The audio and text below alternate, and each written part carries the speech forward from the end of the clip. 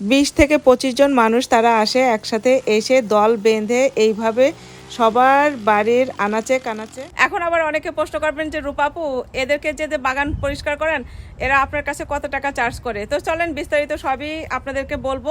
ঝড় বৃষ্টি যাই হোক না কেন, সপ্তাহে একদিন এরা আসবেই আসবে, এসে এইভাবে। আসসালামু আলাইকুম, সবার কি অবস্থা, কেমন আছেন? বাগান করার পর থেকে যে শুরু হয়েছে একটা কমন প্রশ্ন, রূপাপু আপনি যে বাগান করেন আপনার বাগানে পরিষ্কার করে কে? আপনার বাগানে যখন বড় বড় ঘাস হয় তখন কে কাটে? এই ধরনের প্রশ্ন। তো চলেন আপনাদেরকে আজকে দেখাই আমার বাগান কে পরিষ্কার করে, আর আমার বাগানে এত সুন্দর বাগান করার পিছনে কাদের কৃতিত্ব আছে, আমার হেল্পিং হ্যান্ড কারা। তো চলেন সবই আপনাদের সাথে শেয়ার করব। এই বাগান পরিষ্কার করতে ওরা আমার কাছ থেকে কত টাকা নেয়, কিভাবে কি করে না করে সবই আপনাদের সাথে শেয়ার করব। এই যে দেখতেছেন না, এই লোকটা আমার বাগানে ঘাস কাটতে এসছে আজকে। ইনি কিন্তু প্রত্যেক সপ্তাহে, ইনারা প্রত্যেক সপ্তাহে কিন্তু আসে, আর এসে এইভাবে মানে শুধু আমার বাগান না, সবার ব্যাকইয়ার্ড থেকে শুরু করে ফ্রন্ট ইয়ার্ড, ব্যাকইয়ার্ড, তারপরে সাইডে আনাচে কানাচে যেখানেই মানে বড় ঘাস থাকুক না কেন সব এরা এইভাবে সুন্দর করে কেটে পরিষ্কার করে দিয়ে যায়। তারপরে আবার কিন্তু এই যে কেটে ঘাসগুলো কিন্তু আবার এইভাবে ফেলায় রেখে যাবে না, একটু পরে কিন্তু আবার এই ঘাসগুলাকে সুন্দর করে একটা ব্লোয়ার দিয়ে ওইটাকে দিয়ে বাতাস দিয়ে ঘাসগুলাকে উড়ায়ে সব এক সাইডে নিয়ে ফেলাবে। তো যাই হোক, এই এই যে ওনারা যে কাজগুলা করতেছে না, এই কাজগুলার জন্য কিন্তু আমাদেরকে মাসে মাসে টাকা দিতে হয়। আমাদের কেন বললাম, কারণ সে কিন্তু শুধু আমার একার ঘাস কাটতে আসে না, সে এই মহল্লার ভিতরে যত বাড়ি আছে সব বাড়ির আনাচে কানাচের এই যেইভাবে মানে ঘাস বড় হয় না, এইভাবে ঘাসগুলা কাটে।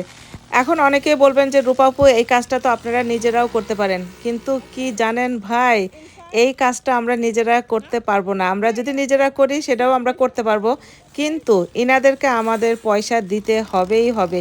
এই যে আমি কমিউনিটির ভিতরে থাকতেছি না, আমি আমার ব্যাকইয়ার্ড এরা পরিষ্কার করুক আর না করুক, মাসে মাসে কিন্তু ঠিকই আমার $135 করে দিতে হবেই হবে। এটা বাধ্যতামূলক। এটা যারা যারা এর ভিতরে বসবাস করবে, এই কমিউনিটির ভিতরে যতগুলা বাসা আছে সবার সবার বাড়িওয়ালাদেরকেই এই টাকাটা দিতে হবে। আর এনারা শুধু এই টাকা $135 কিন্তু শুধু এই যে এই ইনারাই শুধু নেয় না, $135 ভিতরে আছে আমরা যে সুইমিং পুল ইউজ করতেছি, তারপরে আমাদের কমিউনিটির ভিতরে জিম আছে, তারপরে হচ্ছে গেটেড কমিউনিটি, গেটে ঢুকতে গেলে পাহারাদার আছে, সব কিছু মিলায়ে সব কিছুর জন্য এই যে $135 চার্জ করে। আর এই $135 আমরা যদি মনে করি যে আমি দিব না, এটা হবে না, এটা বাধ্যতামূলক, সবার দিতে হবেই হবে।